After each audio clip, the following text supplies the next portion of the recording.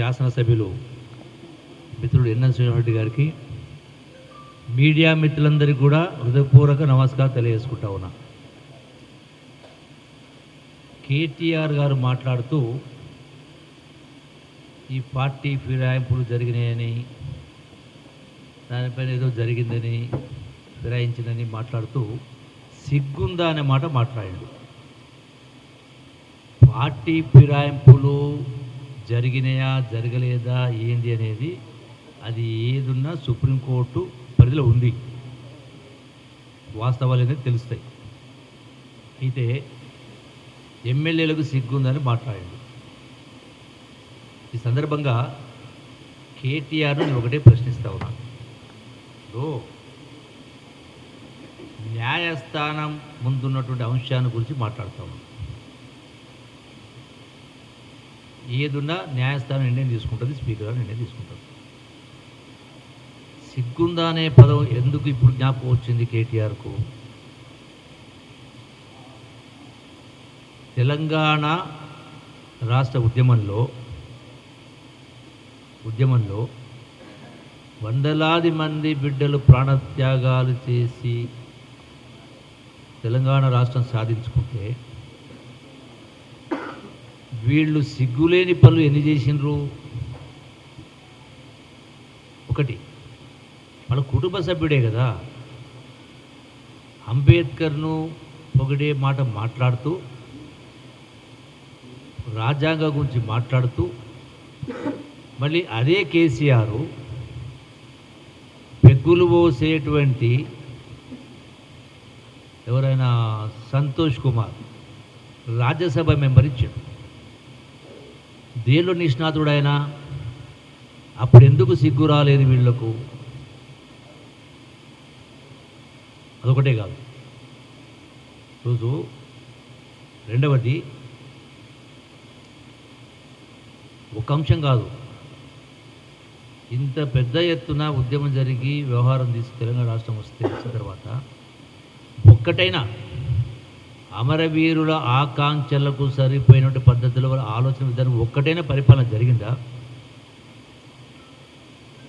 నేను చెప్పడం కాదు కదా, మీ సోదరి కవితనే చెప్పింది కదా, అది చెప్పింది కదా. అది వేల కోట్ల రూపాయలు అక్రమార్జన చేసిందని. సో దానిపైన ఎందుకు వీళ్ళు దాటేస్తున్నారు? మరి అది స్పందించాలి కదా. ఒక మాట మాట్లాడేసి సస్పెండ్ చేసినాం కాబట్టి ఇంక అయిపోయినట్టే సరిపోద్దా? మరి కుటుంబ సభ్యురాలే ప్రతిరోజు ప్రతినిత్యం కలిసి మీ కుటుంబంలో ఉన్నటువంటి వాళ్ళే ఆ మాట మాట్లాడిందంటే, అంటే ఏమీ లేకుండానే మాట్లాడిందా? ఆమె ఏదో తక్కువ నేను అంటలేను, అన్నీ కూడా ఒకతాను ముక్కలే. స్పందిస్తే వాళ్ళ బండారం ఈమె బయట పెడితే, వీళ్ళు స్పందిస్తే ఆమె బండారం బయట పడాల్సి వస్తున్నాయి. పని కింద మాట్లాడతలేరు. సిగ్గు శరం అనేది మాట మాట్లాడినప్పుడు అన్నిటి కలిపి మాట్లాడాలి. మాట్లాడితే మీకు అవసరం ఉన్న దానికి ఒక మాట, ఇంకో దానికి ఇంకో మాట. అయినా ప్రజాస్వామ్యాన్ని మీరు కూని చేసిండ్రు కదా. ఈరోజు ఏ శాసనసభ్యులు ఎవరో చిన్నపిల్లలు ఏం కాదు కదా. అంటే ఒకరు చెప్తే చేసేటోళ్ళ, ఒకరు తినిపిస్తే తినేటోళ్ళ, ఆలోచన అవగాహన లేకుంటే శాసనసభ్యులు అయినరా? స్పష్టంగా చెప్పిండ్రు, కలిసి ఉండొచ్చు, పనుల కోసం కలిసినాం అంటున్నారు, రకరకాలు ఉన్నాయి. దానిపైన ఏదన్నా స్పీకర్ అనేది కోర్టు పరిధిలో ఉంది. దానిపైన మేము ఎందుకు మాట్లాడాలి, చర్చించాలా? సమాధానం చెప్తుంది కదా. రెండవది, మరి వీళ్ళే మాట్లాడినరు, ఈ ప్రభుత్వం రేపు కూలిపోతుంది, ఎల్లుడు కూలిపోతుంది అని మాట్లాడినరా?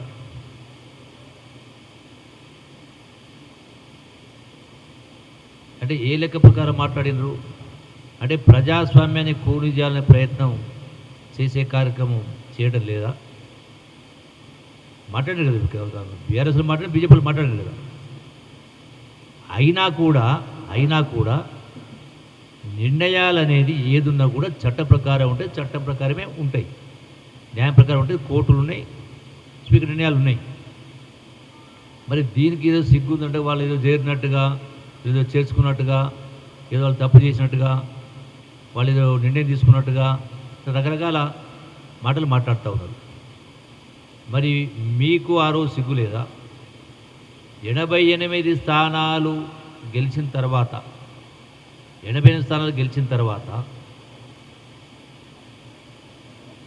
మరి ఆనాడు మీరు ఎందుకు ఇటువంటి తప్పుడు పనులు చేసిండ్రు? అయినా మేము చేయలే కదా.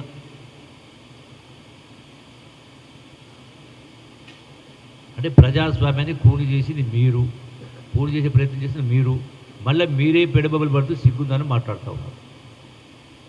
ఇలా అక్షయ పాత్ర లాంటి రాష్ట్రాన్ని చేతికి అప్పగిస్తే వేల కోట్ల రూపాయలు దోసుకునే కార్యక్రమం జరిగి, దోసిపెట్టే కార్యక్రమం జరిగి, మళ్ళా సిగ్గుందా అని మాట్లాడితే అది కేటీఆర్ స్థాయికి తగిన మాటలు కాదు. సగం మాట్లాడి సగం వదిలేస్తూ ఉన్నారు. ఇప్పుడు మహాభారత యుద్ధంలో భీష్మాచార్యుడు కురుక్షేత్ర యుద్ధంలో అంటే వీరోచితంగా పోరాటం చేస్తున్న సందర్భంలో అశ్వత్థామ ఆయన కుమారుడు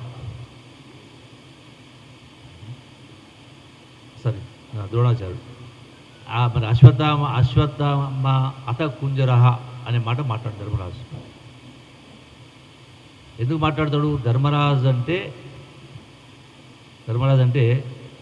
ధర్మము న్యాయము ఏ రోజు కూడా అబద్ధాలు మాట్లాడలే.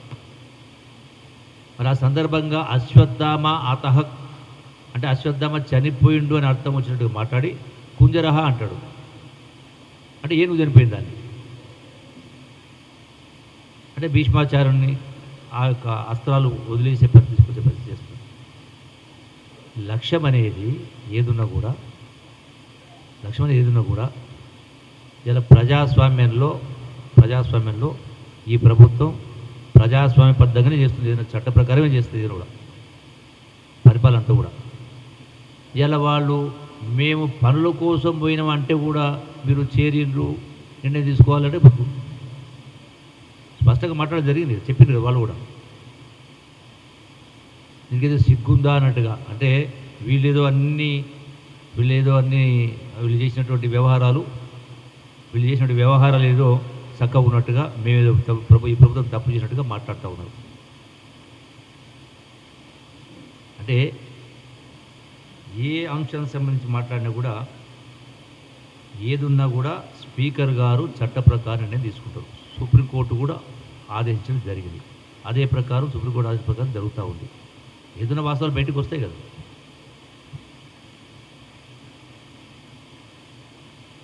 రోజున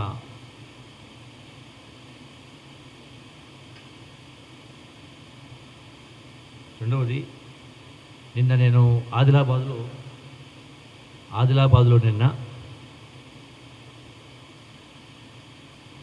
గురుకుల స్కూల్లో మాట్లాడిన తర్వాత ఇంకో సందర్భంలో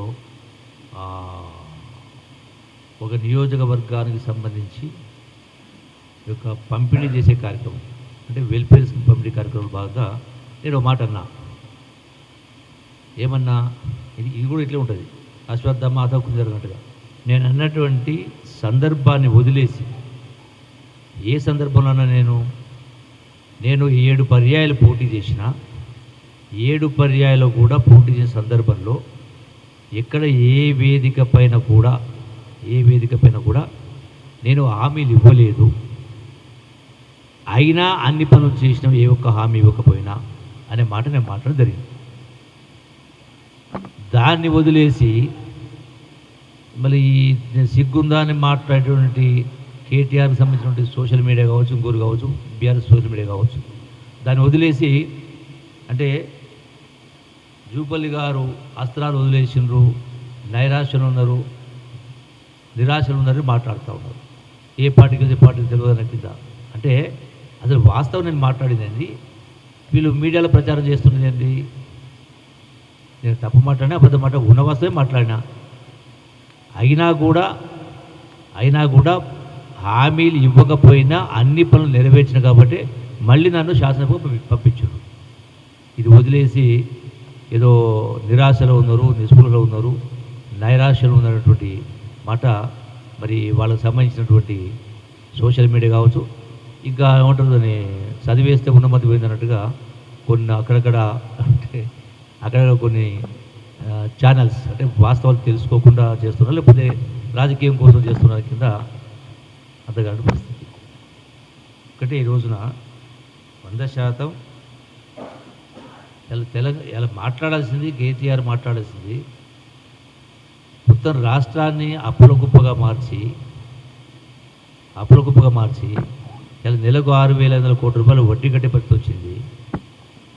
దానికేమో సిగ్గు లేదు. సంవత్సరానికి 70,000 కోట్ల రూపాయలు. సిగ్గు ఎవరికి ఉండాలి? ఇంత గొప్ప ఉద్యమం జరిగి ఇంతమంది ప్రాణత్యాగాలు చేస్తే మీ పరిపాలన దిగజారిన పరిపాలన, సిగ్గులేని పరిపాలన జరిగింది కాబట్టి ప్రజలు తరిమేసింది, ఇంటికి పంపించే కార్యక్రమం చేశారు. మళ్ళీ ఉల్టా మీరే మాట్లాడుతూ ఈ యొక్క ఫిరాయింపులు జరిగినాయి, ఫిరాయింపులు జరిగితే మీకేమన్నా ఎవిడెన్స్ ఉందా? మన మీటింగ్ గద్వాలలో మీటింగ్ మాట్లాడిన సందర్భంలో అది ప్రభుత్వ కార్యక్రమంలో నేను పొంగులెడ్డి గారు ఏదో అదైతే బూతులు మాట్లాడినమాట. ఏం బూతులు మాట్లాడిన? నేను వాస్తవాలు మాట్లాడిన, బూతులు కాదు. వాస్తవాలుగా బూతులు పేరు పెడితే రాష్ట్రం అప్పుల పాలైంది, డబుల్ బెడ్రూమ్ కట్టిస్తాడు, రకరకాల మాటలు చెప్పిండు, అవన్నీ ఏవి కూడా నెరవేర్చలేదు అనే మాట నేను మాట్లాడినా. కేటీఆర్ బూతులు మాట్లాడిన ఎట్లంటాడు? ఒక్కటి రికార్డు చూపించండి. నాది బూతులు మాట్లాడే సంస్కారమేనా? ఎవరైనా మాట్లాడినా? బూతులు మాట్లాడుతుంటే ఆడ ఉన్న కృష్ణమోహన్ రెడ్డి ఏం మాట్లాడలేదట. అది ఒక వేదిక, ప్రభుత్వ కార్యక్రమం. దాంట్లో అంటే ప్రభుత్వ కార్యక్రమం వేదిక కూడా పాల్పంచుకోవడా? ఎమ్మెల్యేలు రాకూడదా? వస్తే పార్టీలు చేరినట్ట.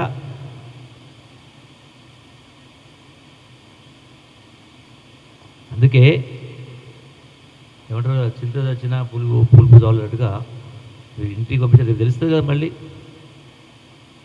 రేపు రాబోయే లోకల్ పాటు తెలుస్తుంది కదా,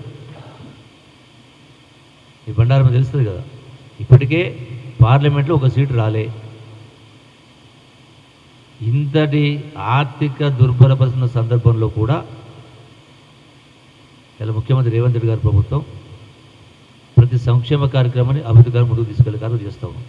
వీటికి సంబంధించి స్పీకర్ గారు నిర్ణయం తీసుకుంటారు, సుప్రీంకోర్టులో పరిధిలో ఉంది. దానిపైన మనం ఏది మాట్లాడడం కరెక్ట్ కాదు. డెఫినెట్గా చట్టం ప్రకారమే జరుగుతుంది ఇది కూడా. Thank you.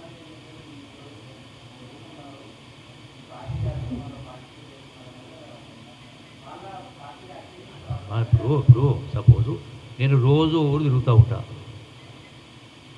రోజు ఊరు జిల్లా తిరుగుతూ ఉంటాం. అందుబాటులో ఉండకపోవచ్చు. అందుబాటులో లేనప్పుడు ఏడుంటే అక్కడికి వస్తారు. వాళ్ళ నియోజకవర్గ అభివృద్ధి కోసం దానికోసం వస్తారు. దాన్ని తప్పెట్ల పడతారు అంటే వాళ్ళ నియోజకవర్గం వదిలిపెట్టుకొని 10 రోజులు 10 రోజులు పడిగాపులు కాస్తారా? నేను 2 రోజులు నేను ఆదిలాబాద్లో ఉన్నా, మనం నార్కల్ జిల్లాకు పోయినాం, వనపర్తి జిల్లాకు పోయినాం, ఎక్కడో ఉన్నాం. వాళ్ళ నియోజకవర్గానికి సంబంధించినటువంటి సమస్యల పరిష్కారం కోసం మంత్రులు ఎక్కడుంటే అక్కడికి వస్తారు. మంత్రులు ఎడ ఉంటే అదే ప్రభుత్వం, అక్కడ ప్రభుత్వం ఉన్నట్టే లెక్క.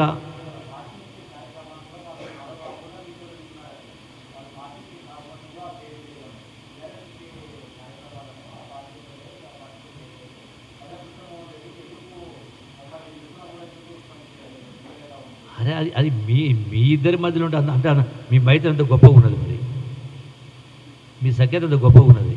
దాని అర్థం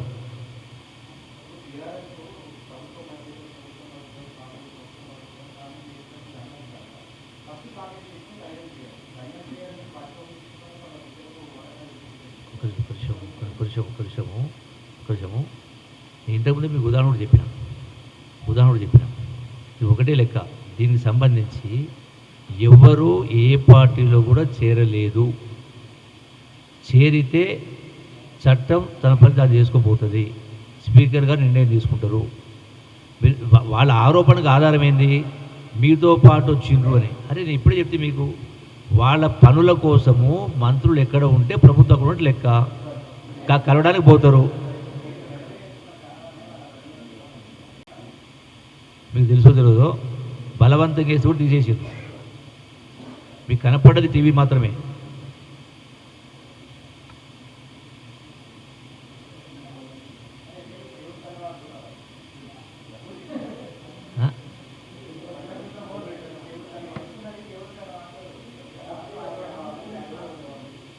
సరే, ఇప్పుడు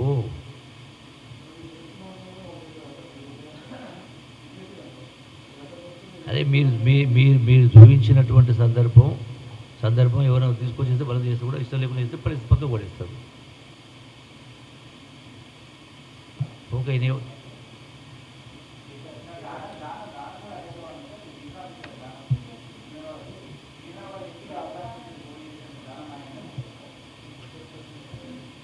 ఏదున్నా అది ఆల్రెడీ ఆ అంశం అనేది కోర్టు పరిధిలో ఉంది, స్పీకర్ పరిధిలో ఉంది.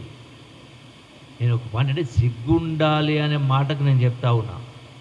సిగ్గులేని కార్యక్రమాలు చాలా చేసిండ్రు మీరు. సిగ్గులేని కార్యక్రమాలు రాష్ట్ర ప్రజలు మొత్తం నడి బజార్లో మీరు మొత్తం టోటల్గా వాళ్ళు నిలబెట్టే కార్యం చేశారు. వందలాది మంది బిడ్డల ప్రాణాలతోటి. ఇంకొక మాట చెప్పాలంటే శవాల మీద పేలాలు ఎలుకున్నటువంటి సామెత ఒకటి ఉంది. 100% వందలాది మంది తెలంగాణ బిడ్డల ప్రాణత్యాగంతో వచ్చిన తెలంగాణ పైన, వాళ్ళ శవాల పైన మీరు గడిచిన 10 సంవత్సరాల్లో రాష్ట్రాన్ని మొత్తం కూడా వేల కోట్ల రూపాయలు టోటల్గా దోపిడీ జరిగి దోసిపెట్టే కార్యక్రమం చేసి ఇలా రాష్ట్రం మొత్తం ఈ పరిస్థితికి వచ్చిందంటే దానికి సిగ్గుపడాలా?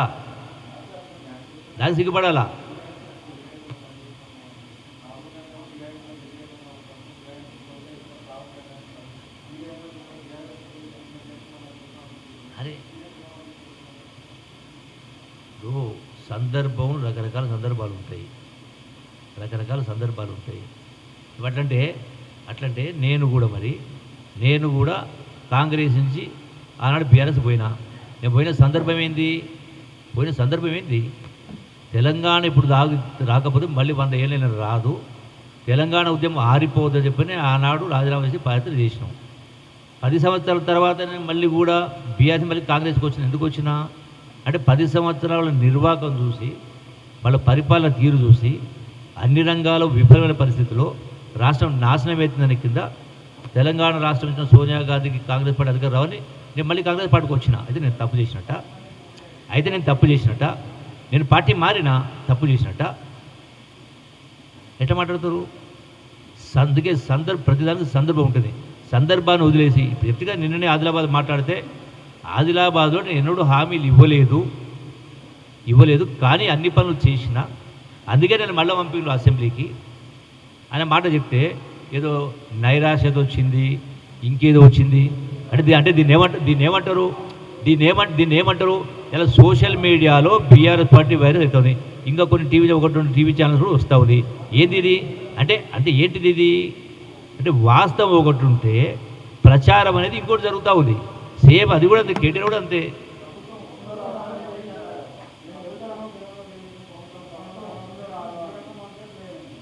అది ఇప్పుడు నేను అన్న దానిలో రవ్వంత తప్పున్నా ఇప్పుడే నేను అది స్టెప్ డౌన్. తప్పు నాది కాదు, వక్రీకరణ చేసేటోళ్ళది, వాళ్ళది తప్పు. 100% చెప్తున్నా, 1000% చెప్తున్నా. నేను అన్నది సగం వదిలేసి సగం మాట్లాడితే అర్థమేమొస్తుంది? వాస్తవం ఏంటి, ప్రచారం జరిగేది ఏంటి నేను స్పష్టంగా చెప్పిన.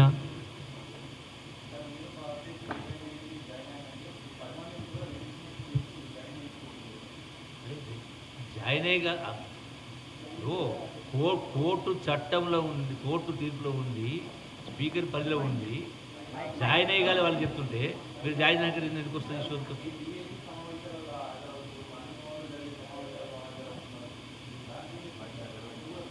గాంధీభవన్కి వచ్చింది ఎప్పుడు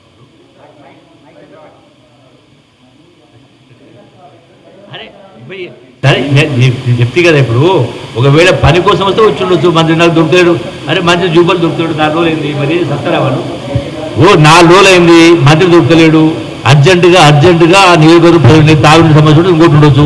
చెరువు అయిపోయింది, కుంట అయిపోయిందో, 4 రోజులకే మంది దొరకలేడు. మరి 4 రోజులు అట్లే ఉండాలా? Okay, thank you.